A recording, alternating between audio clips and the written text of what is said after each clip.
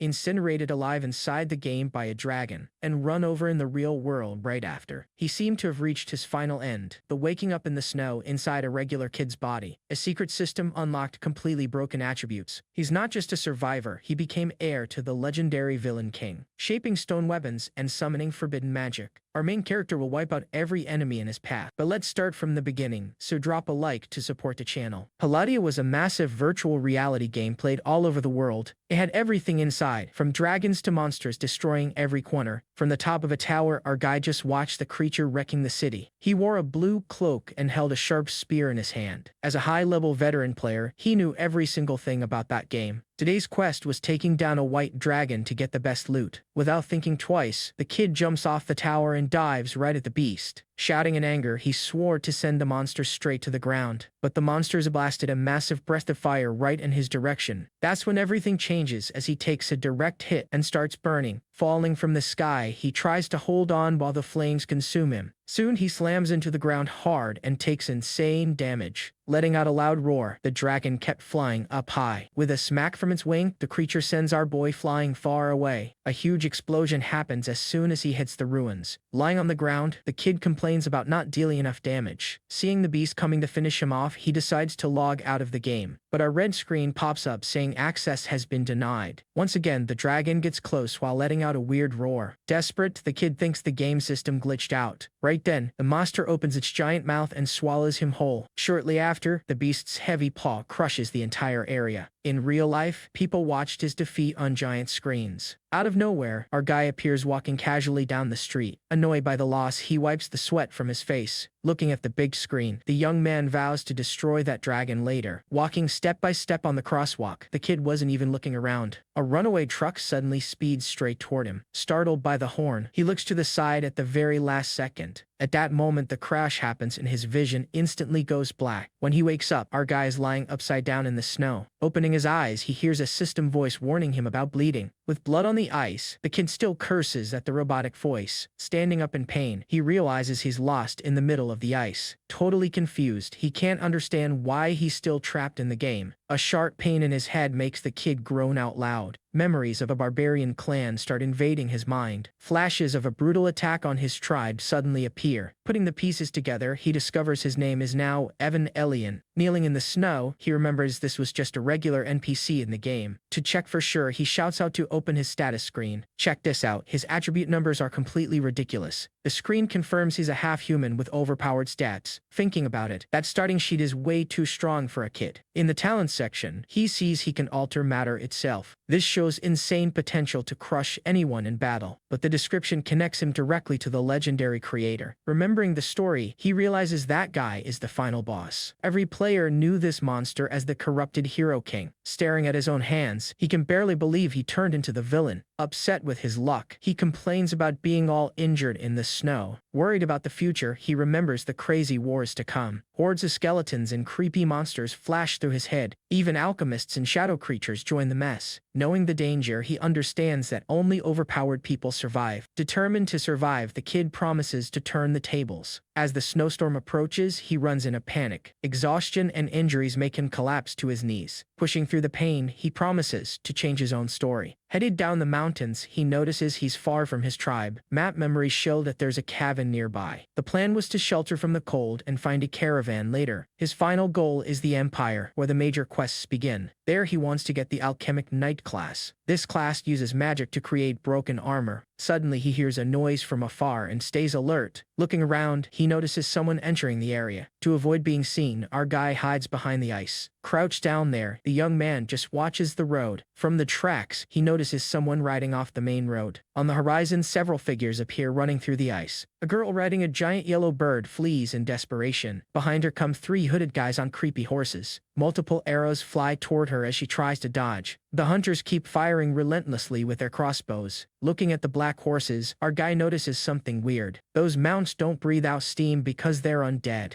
As the bird sprints, the girl almost falls off the saddle. Recognizing the girl, he sees she's the future Empress Freysia. In the current timeline, she's still just the first princess. Analyzing the three, our boy notices they are level 2. With that info, he knows it's the perfect chance to act. Quickly, he covers himself in snow to set up an ambush. Talking quickly, the villains decide to finish the girl off soon. Raising their crossbows, they aim to kill the young girl. Just then, our guy's hand shoots out of the snow and grabs a horse. Pulling with raw strength, he flips the beast onto the ground. The hooded guy panics as he loses control of his mount. Leaping from the ice, the kid slams the guy down in an instant. The notification triggers rage mode and boosts his strength stat. Shocked by the ambush, another hunter shouts to warn the group. Giving them no time to react, our guy lunges forward with his dagger. With a precise strike, he drives the blade right into his chest. Pushing the hilt hard, he makes sure it goes in deep. Pinning the guy to the ground, he realizes they're shadow servants. The other two turn their mounts and charge straight at him. Using the enemy as a shield, our guy tanks all the arrows. He knows this race can take chest damage without dying right away. Watching all the chaos, the giant bird screeches in shock. The princess pulls the reins and stops her mount in the ice. The leader tells his partner to get the princess and stays to fight. He even insults his ally for getting beaten so easily. Taking advantage of the slip-up, the kid shoves the hostage at the boss. Using the status screen, Evan checks their levels and classes. It's a level 2 leader alongside level 1 helpers. Without wasting time, our boy charges right at the commander. The guy reacts quickly and attacks with hunter speed. Skimming his face, the strike leaves only a light scratch. Showing no fear, he catches the enemy's blade with his bare hand. Clenching his other fist, he gets ready to throw a heavy punch. Right then, the guy stands frozen, seeing such boldness. A direct cross lands right on his face, making him spit blood. Pinning the villain from behind, Evan credits his pain resistance. With the weapon dropped, he mocks how soft these nobles are. Out of nowhere, the princess appears holding a huge rock over the thug. Freya ruthlessly smashes the rock onto the knocked out guy. Shocked by the scene, our guy raises his hands and takes it back. Pointing at the snow, he warns her that her pet is in bad shape. Desperate, the girl runs to the bird while crying out its name. Hugging the creature's neck, she breaks down, crying non-stop. In its final moments, the bird slowly closes its eyes. Devastated, she only wishes her loyal companion rests in peace. In silence, our kid waits for the dust to settle. She pulls herself together, states her full name, and says to call her Freya. Looking at her, Evan remembers the girl's fame in the game. The girl catches him staring and asks why he's looking. Awkwardly, he plays it off by saying he just remembered something. While she stands confused, he walks over to the villain's body. Grabbing a pair of pliers, the kid pulls teeth from the dead guy. Holding the teeth, he celebrates how much cash they'll make. Curious about that, Freya asks his name and where he came from. Firmly, our guy answers that his name is Evan Elian from the north. Translating the name, she recalls it means blessed first child. The noble lady explains she learned that language in the royal library. Curious, our boy asks why they're hunting her down. Revealing the truth, she says she's the kingdom's first princess. According to her, an ambush happened on the way to the academy. Intrigued, Evan asks why she's so far from the border. Freya answers she had to escape to avoid a bigger trap. In the world's lore, this kingdom is famous for necromancy. In the past, the local people were nomads driven out by cults. To survive, they created curses and body modification magic. That art gave birth to dark classes controlling souls and bones. Dark rituals were created to alter even body structures. Over time, the place became the weirdest nation of all. Even commoners received modifications to become heavy enforcers. Thinking out loud, he remembers she will lead a revolution later. He knows that in the future she'll try to break kingdom laws. Back to the topic, our guy asks for more details about the trap. The girl explains the attack was meant to force her onto the road. That's why she split from the guards and took the icy path. Clenching her hand, she admits she thought she could handle it alone. To the kid, seeing the innocent side of a future leader is funny. Seeing his silence, she asks if he's paying attention. Straight to the point, he asks if she wants to know who sent them. Without waiting, the boy bends down and grabs the commander's cloak. Lifting the guy up, he leaves the princess completely baffled. Next, he asks how many people in the kingdom know body rituals. Freya names 12 noble families, but doubts they'd attack the throne. Stepping on the guy's head, our guy says one group is missing. Curious, she wonders who he's actually talking about. Smiling, our guy names the necromancers and mocks the corpse. Right at that moment, the fallen guy opens his eyes wide awake. Standing up instantly, the subject complains about getting exposed. His skin tears apart completely, exposing a creepy skeleton. Frightened, the princess recognizes a high sorceress magic. The villain praises her intelligence for recognizing the trick. Right after, he snaps his bone fingers to take action. Magic circles appear on the ground, leeching power from the dead. Everything starts fusing together in a bizarre way. A strange mass starts taking over the middle of the ice. Out of nowhere, a giant monster made of bones and muscle emerges. Standing before the beast, the sorcerer vows to kill them both. Seeing that monstrosity, Freya falls into absolute panic. Remaining calm, our boy tells her to relax and takes a step. Stretching his arms, he asks the guy's level and makes fun of him. The villain snaps back in anger, asking if he thinks he can win. Laughing in his face, our guy says it was just curiosity. Then he turns the tables, grabbing the princess by the waist. Throwing her over his shoulder, he uses the barbarian's speed buff. He dashes at full speed and gets away with a wave goodbye. Mad about the escape, the mage complains the monster wasn't ready. Screaming in rage, he orders the aberration to chase them down. The bone giant lets out a roar and starts moving. Advancing with heavy steps, the creature leaps right at them. Spreading sinister wings, the beast yells that no one escapes. Multiple magic orbs rain down from the sky at both of them. Explosions shatter the ice while our guy dodges with her. Annoyed, the beast demands how a barbarian knows necromancy. Looking back, Evan just laughs and says he's just a regular guy. Losing patience, the monstrosity vows to put the kid in a grave. Gathering crazy power in its chest, it prepares its final strike. A massive beam of power builds inside the creature's mouth. Terrified, the princess screams that it's death magic. Running non-stop, our guy adjusts his grip and tells her to hold on. Embarrassed, she screams, asking where he's grabbing her. A massive explosion hits the ground right behind the duo. Timing the attack, the kid spots the perfect opening. Holding a magic crossbow, our guy says the enemy is too slow. Turning mid-sprint, he fires a precise shot backward. The bolt lands right in the middle of the monster's head. Then the tables turn, as a huge explosion destroys it in midair. Falling lifeless, the giant creature collapses onto the ice. Our guy stops running and tells her the danger is over. Completely clueless, the princess asks how he pulled that off. The villain's soul fades away, swearing revenge on the kid. Meanwhile, in the capital, heavy rain pours down over the castle. Through the palace halls, the young prince runs desperately. He has pink hair and goes straight to the king's bedroom. Arriving there, Prince Otto reports that his sister vanished. Kneeling on the floor, the boy asks to lead the search in the cold, but the sick king immediately refuses and forbids his son from leaving. This leaves the prince confused, since she's the heir to the throne. The monarch explains the kingdom can't be without a ruler right now. According to him, the capital needs someone ready to rule. Accepting the order, the young man bows his head in respect. On his way back through the hall, the boy hides his face darkly. Alone in his room, the old king lets out a tired sigh. Looking at the family portrait, he wonders where his daughter is. Back on the frozen field, the magic in the air fades completely. Our boy complains that the villain fled without saying a word. The princess stares at the kid and asks who he really is. Chuckling softly, our guy says he's just an ordinary barbarian. She calls him a liar, saying real barbarians call themselves northerners. Walking in a circle around him, she asks how he understands magic. So our guy dodges the question and tells her to pretend a sage explained it. The girl smiles and decides to drop the conversation. Holding the edge of her dress, she prepares a proper greeting. With a gentle curtsy, she thanks him for his help twice in a row. Softly, the noble promises her family will reward the young man. But as she bows, her outfit accidentally comes open. Watching that, the kid comments in shock that her undergarment is white. Embarrassed, the princess covers up and tells him to close his eyes. Pointing up high, our boy tries to explain himself. A terrifying blizzard approaches across the sky. Seeing the actual danger, the girl looks up in sheer fear. Right then, the kid picks her up and runs from the storm. Shortly after, they find shelter in a wooden cabin. Inside the house, a pot of soup warms over the fire. Near the campfire, the pair rests while eating. Holding his bowl, the boy asks how she intended to beat the assassins. Showing her wristband, she reveals she has a powerful magic item. Impressed, our guy notes that thing would wipe out the enemies. The princess smiles and asks if he knows why they want her dead. He tells the girl to think about who benefits from her death. Thoughtfully, the noble assumes her younger brother would benefit. Remembering the pink-haired boy, our guy finds that strange. Then he warns her that appearances can be very deceiving. Sipping her soup, the girl agrees her brother lacks the courage. Our boy explains that the death cult profits from war. Stunned by his logic, the young lady realizes who is behind it all. Standing up startled, she says she needs to head to the capital now. Calmly, the kid warns her that she'll freeze if she leaves now. The girl talks back, saying she can't watch the kingdom fall. He explains the storm lasts 3 days, and her weapon is the secret. Impressed by the idea, the young woman asks for advice on next steps. Smiling, the boy says returning alive is already her first victory. Facing him, the princess admires his determination. Stepping closer, the girl says she needs a knight by her side. Holding the bracelet, she offers a deal as the future queen. But our guy refuses, saying he has his own personal goals. He knows full well that a contract like that lasts a lifetime. Understanding his refusal, the girl thinks of another way to persuade him. That's when everything changes, as she smiles and offers herself as payment. Spitting out his soup in shock, our guy is left speechless.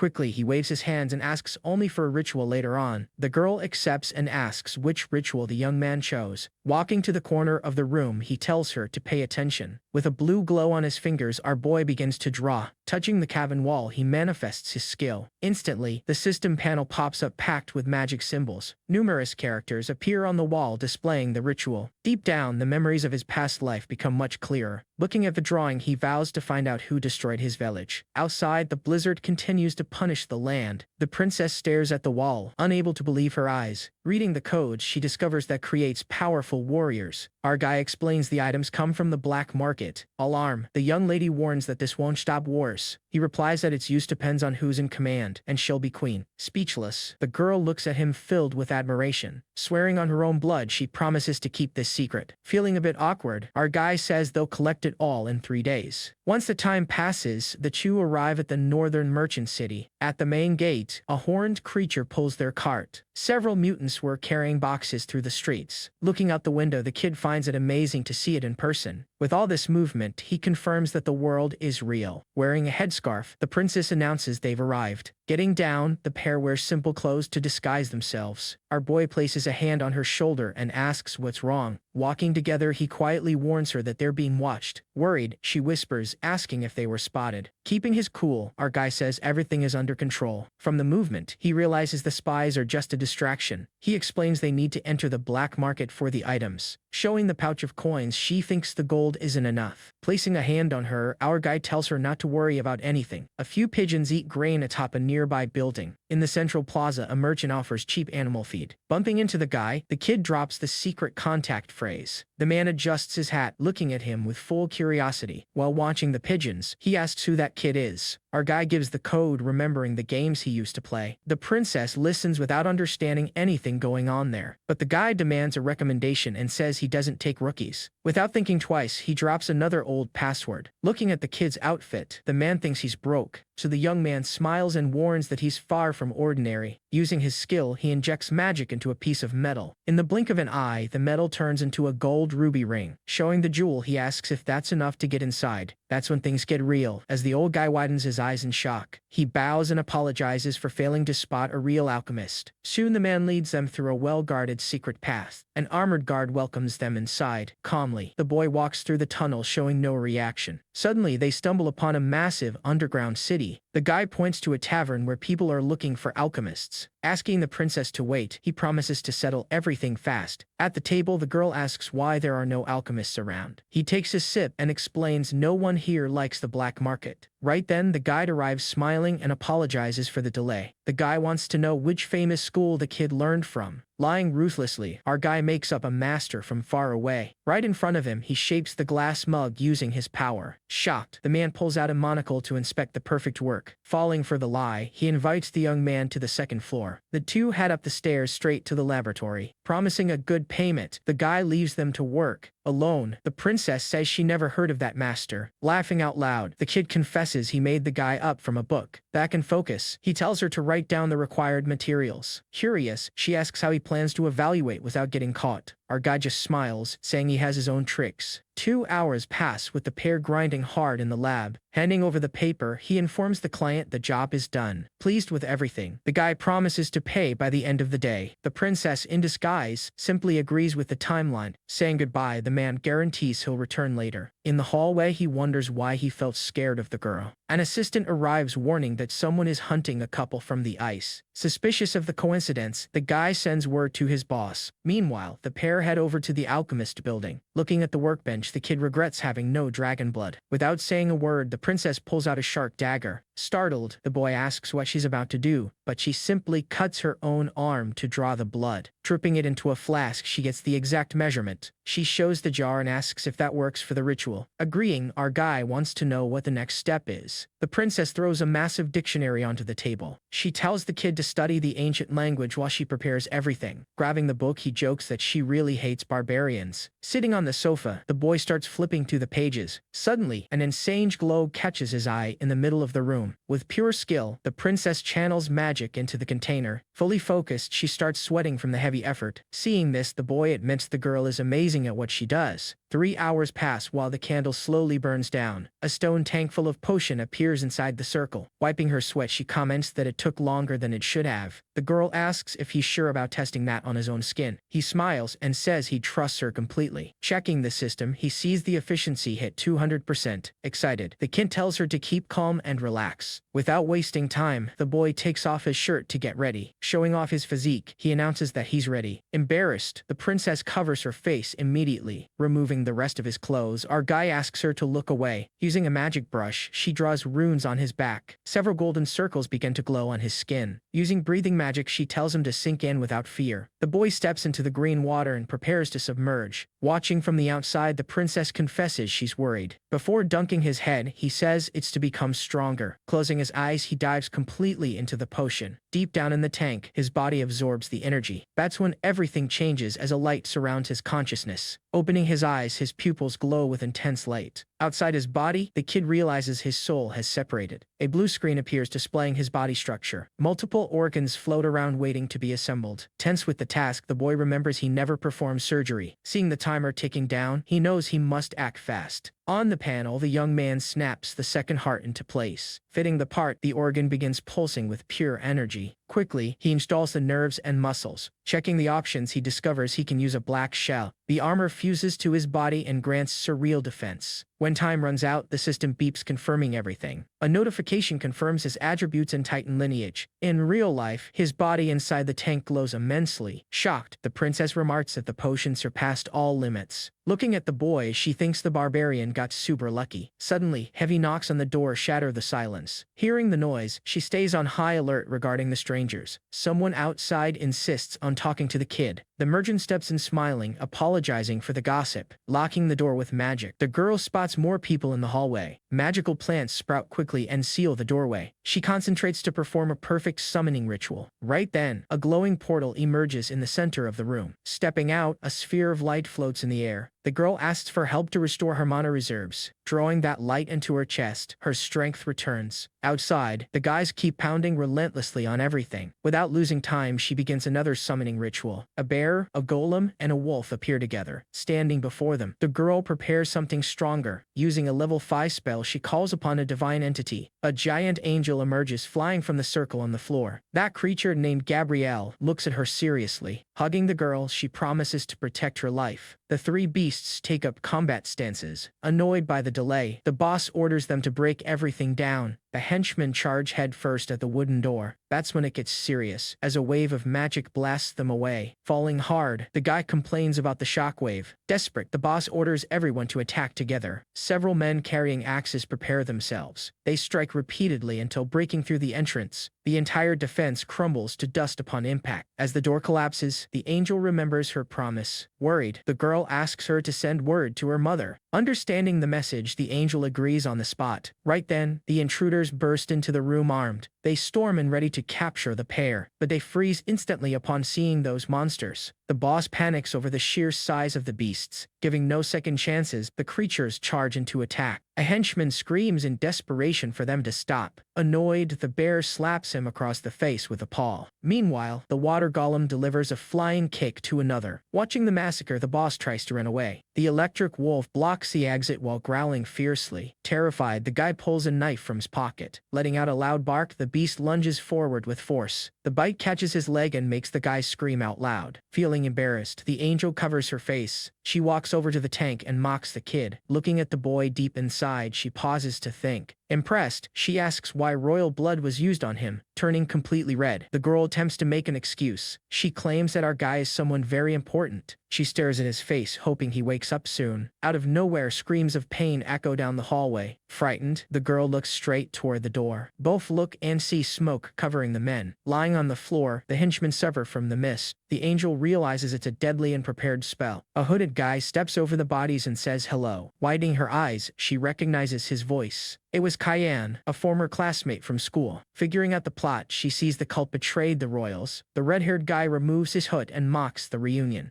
Sensing the danger, the angel steps in front. The wretch raises his hands, casting dark magic. A giant skeleton emerges right behind him. Amazed, she notices the guy leveled up significantly. He brags, saying he sacrificed a lot for this power. Showing a medal, he warns that he's going all out. A magic blast spreads throughout the room. Smiling like a maniac, he unleashes full power. To defend, the angel summons a holy sword. Grabbing the weapon, she promises to protect the girl at all costs. The bear and the wolf roar and charge forward. Alongside them, the golem joins the assault. The three beasts rush directly at the sorcerer. Right then, a massive evil explosion detonates. The blast hurls all three monsters to the ground. Using her wings, the angel shields the girl from the dust. Looking at the girl, she vows to protect her. Too weakened, the monsters fail to stand back up. The girl gets worried and orders them to fall back. As the dust clears, a massive shadow appears. Terrified, the girl asks what that thing is. A black armored knight appears right beside him. She gasps upon realizing he used the men's souls. The villain mocks them, saying they were just useless thugs. Angry, the angel states such cruelty is unacceptable. Laughing at the speech, the villain couldn't care less. The sorcerer concentrates magic to issue the final order. With a malicious glare, he commands the armor to attack mercilessly. The giant armor charges forward, destroying everything on the floor. Flying into battle, the angel requests backup. The sword of light clashes hard against the monster's spear. Just then, another heavy blade swings toward the angel. With no time to dodge, the entity widens her eyes. Creating a shield, the princess holds off the strike firmly. With a brutal kick, the angel pushes the monster back. Realizing the problem, she notices the armor gets in the way. The villain mocks her, saying she's far too weak. Looking around, he asks where the barbarian went into hiding. Desperate, the girl looks at the tank, rooting for our guy. Touching her bracelet, she considers using her final trick. He laughs to himself and mocks her anxiety. But out of nowhere, the wall behind him begins cracking open. Right as that munch, a massive arm busts out from the wall. A huge hand grabs the villain's face, making the guy freak out. Stepping out of the tank unharmed, the princess cheers in joy. Covered in liquid, he demands the villain order the monster to stop. Our guy smashes the mage's face onto the floor, making him beg. That's when it gets real, as the coward raises his hand to recall the beast. The guy's scream echoes in the room to cancel the attack instantly. Nearby, the giant blade freezes millimeters away from the angel. Snatching the medallion from his hand, the youth demands to know its purpose. The guy confesses the item controls the monster and asks to be released. Just then, the Iron Knight takes a heavy step, cracking the floor. Ignoring its own master, the giant armor attacks the angel again. Confused, the boy asks why the beast remains enraged. He panics upon realizing his boss decided to discard him. Our guy quickly realizes a higher command took over control. As danger approaches, the kid decides to end this fast. Tossing the villain aside, he charges right at the giant. Midair, he lands a brutal punch to pulverize the monster. The armor lets out a sinister roar, overflowing with raw darkness. Those giant blades slash through the air toward our guy. Several rapid strikes rain down on the kid all at once. Desperate, the princess screams, telling him to be careful. Using his bare arms, the young man simply blocks the blade. Metal hits his skin, showering sparks everywhere. Mocking the foe, the kid reveals he has an invisible armor. He grabs the beast's swords and lifts the entire monster up. With an insane throw, our boy smashes the colossus onto the ground. The giant shatters completely, turning to dust in a second. He wipes the dust off his hands casually, enjoying the result. Walking up to the fallen mage, he tells the guy to spill everything. Panicked, he warns that his master arrives in a city in 30 minutes. 2 minutes pass while our guy gathers up the loot. Wearing his rival's black outfit, he celebrates the rare items. Left in his underwear, the villain freaks out over being robbed, but our guy explains to the angel he'll use that guy later. The whole group leaves the building right after. Crashing through the wall, the kid appears driving a flying cart, holding the wheel with both hands. He tries to control the vessel. Side by side, the angel flies along carrying the princess in her arms. The high speed scares the angel, who asks if he knows how to drive. The entity wants to know if he understands traffic rules. Laughing out loud, our boy confesses he's reading the manual now. Holding the paper, he cheers upon realizing which model it is. The vehicle blasts forward, leaving gray smoke along the path. Then out of nowhere comes a sharp turn that makes the kid scream. Pulling the brake hard, he tries to slow down the crazy ride. The car drifts sideways and nearly flips on the road. After getting the hang of it, our guy steps on it mercilessly. A bizarre dark cloud begins covering the city sky. Looking back, both of them are terrified by the sight. He explains that an army of undead is approaching. Right, to protect everyone, the entity tells them to go ahead. The angel promises she'll hold the line there by herself, but the princess warns that magic destroys her soul. Smiling gently, the entity reminds her she's just a spiritual body. Flying off to battle, she notes she'll only be weak for a few days. Unleashing her maximum power, she radiates intense divine light. Becoming a giant swan of pure light, she slices through the night sky. The giant bird dives straight into the heart of darkness. Inside, the old necromancer gets startled by her arrival. Look at what happens as a bone dragon emerges to face her. The beast lets out a roar, summoning thousands of skeletons. Watching from afar, the princess is shocked by the sheer force. From the wheel, our guy regrets not being that overpowered yet. He focuses on escaping to avoid wasting that effort. The vehicle flies down the dirt road, cutting through the forest. High above, the bird of light keeps hammering the darkness. Sacred blasts sweep away dozens of undead in a second. The surreal glow starts dissolving the bone dragon. Terrified, the old man raises his staff, ordering all to defend. The army raises black shields to block the beams. Right then, a dark barrier rises to stop that power. Cracking completely, the angel's projection hits its limit. Down the road, she simply prays for the princess to be saved. In a final blast, a purifying wave detonates everything. The impact sweeps the skies above the mountains. Multiple lightning strikes fall behind as they speed away. The dark mist dissipates completely, leaving a clear sky. Floating in midair, the necromancer stands stunned by her vanishing. He wonders what connection that angel has with the girl. Before disappearing completely, the angel mocks him one last time. The entity vows she'll rip his head off in her real body. Laughing to himself, the old man notes her guardians are broken. With that, he realizes the mission will be much tougher. In no mood to continue, the villain orders the troops to retreat. The cart's wheels keep rolling along the sunny path. Pulling into the shade, the boy warns that they ran out of fuel. Stepping off the vessel, the princess hears crying from the bushes. Peeking at the crops, our guy sees people gathered in the field. Several peasants weep around someone lying on the ground. From a distance, the princess assumes an ox had died there, but the boy takes a closer look and says that's not an animal. The girl widens her eyes upon seeing it's a person. It was a modified peasant who collapsed while working. Meanwhile, in a hallway, the villain crawls in just his underwear. Furious, the wretch curses over having everything stolen. A mysterious shadow appears behind him, giving him a huge fright. A dark-haired man shows up to take command. He immediately asks if his boss had given up on him. The envoy explains that he's actually about to level up. Celebrating wildly, the guy expresses gratitude for the opportunity, but the messenger tells him not to get excited as it was pure luck. Out of curiosity, the villain asks the reason for that offer. The envoy promises to share credit if he gets intel on the princess. Accepting the deal, the red-haired guy warns he'll charge extra. In a peaceful mountain village, everything seemed quiet. Our guy hands out sweets to the kids with a big smile on his face. A woman bows, grateful to him for burying her husband. But the boy weighs it off, saying her water tip already paid for it. Walking up to the cart, he informs the princess about the nearby well. Deeply saddened, the girl opens up about failing to help her people. He sits on the bench and reminds her that surviving comes first now. With a steady smile, he says, "Where there's life, there's hope." The princess smiles faintly, agreeing with every word he says. Soon the journey continues along the road as the sun goes down. When night falls, they stop in front of a quiet inn.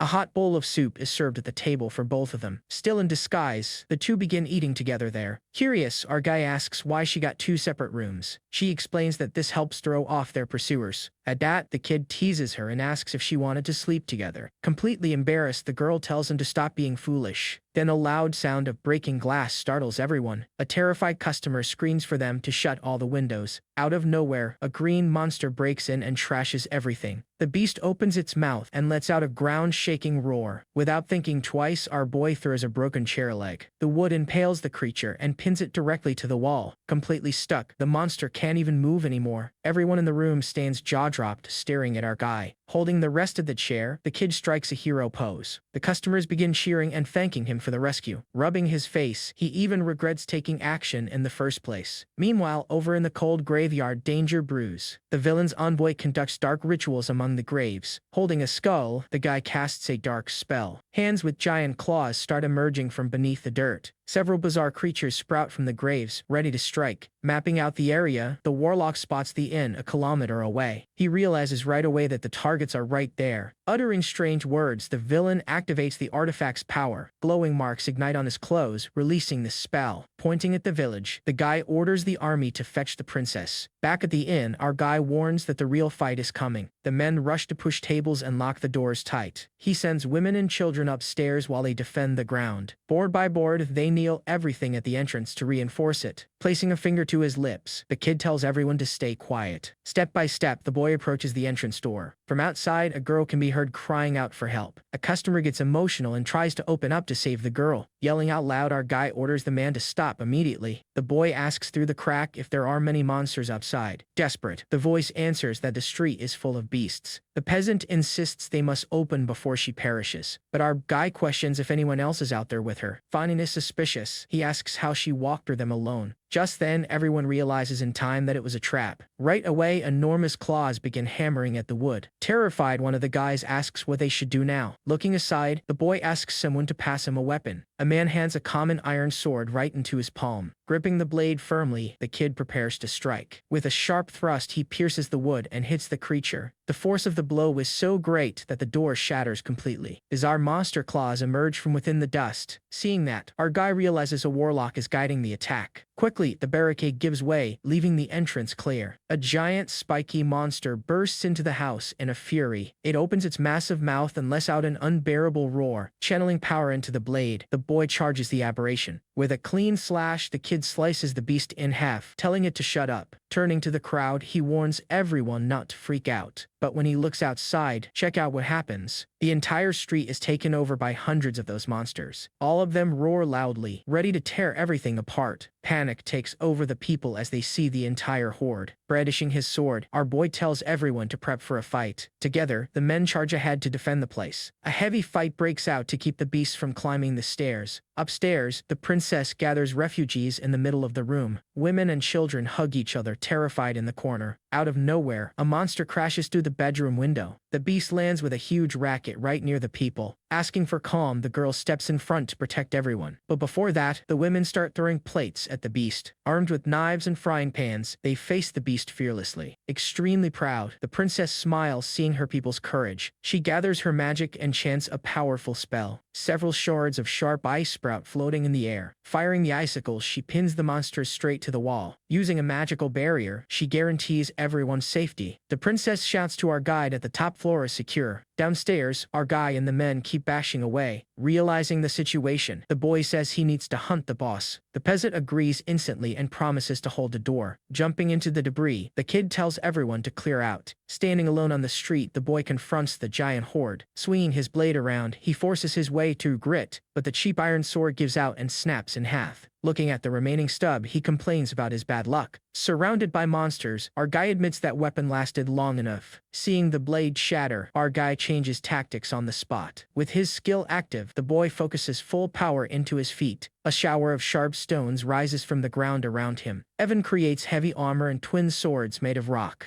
Geared to the teeth, he challenges all the monsters at once. Leaping into their midst, he starts slicing them with dual strikes. From afar, the necromancer stands jaw-dropped at this form. Furious, the guy thinks he was backstabbed by his partner. At that moment, he notices a beacon shining in the sky. He realizes the glow is used to direct the monster attacks. He shaves a giant stone spear and prepares to throw it. With a target in his sights, he aims straight at the necromancer. Throwing with all his might, the stone weapon flies like a missile. That's when everything changes as the shot pierces the villain. Spitting blood, the guy can't even tell where the blow came from. Then, from behind a tree, his red-haired partner emerges. The redhead holds a blade to his neck and begins mocking him. This leaves the necromancer desperate at such betrayal. Ruthlessly and without mercy, he slashes his neck to finish him. Approaching the scene, our guide greets the traitor. That red-haired guy proposes an alliance. Suspicious, our kid wants to know the terms of the deal. He asks the boy to use the princess to drive out his master. Crossing his arms, our guy questions what his intention is. The villain explains he wants this chance to climb the ranks later. In exchange for help, the youth asks what the princess gets. The traitor promises to delay reports to buy time for escape. Closing the deal, he says royalty guarantees protection on return. He accepts the offer and promises his master will pay. On the way back, he hopes the guy doesn't try to double-cross him. Thinking about the girl, he understands her panic to save her people. That makes our guy find it odd how well the guy knows the noble. Back at the inn, The villagers are celebrating the victory. Upstairs, the princess begins writing a message. She wants to send a secret letter to her brother Otto in the capital. Finishing the writing, she summons her transport creature. A golden portal appears in the room, lighting everything up. Our giant winged hound leaps from the portal, super excited. Tying the letter to its collar, she tells the beast to head to the temple. The girl stresses that only trusted people can read that. Wagging its tail, the creature accepts the order and flies off. The next morning, the sun illuminates the entire small village.